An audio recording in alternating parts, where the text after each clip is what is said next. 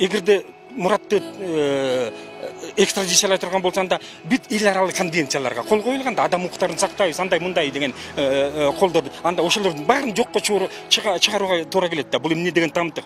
Бул туура эмес. Анын көзүнөн операция болуп тур. Күн сайын укол алып туруш керек. Эгерде бир күн албай калса, эми мындан арыда ушундай улана берип турган болсо, ал азиз болуп калышы мүмкүн. Эгерде көзүнөн ажырап кала турган болсо, азиз болуп калса, ким жооп берет? Биз жооп беребиз.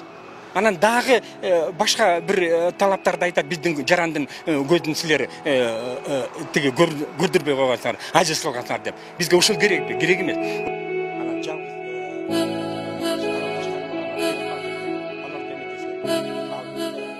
разрешение митингтерди өткөрүүгө уруксат деген ал Бакиевдин учурундагы дема. Азыр Бакиев эмес, азыр Сооронбай Шарипович, Атамбаевдин да кеткен. Андай жок. Жомокторду айтпагыла. Жомок сказка. Же окуган эмесин, окугун. Алды сага телефон чалып атканда дарга айткым. Казакстанда аны кайгы күтөт, аны азап, тозок күтөт. Биз ага жол бербейбиз.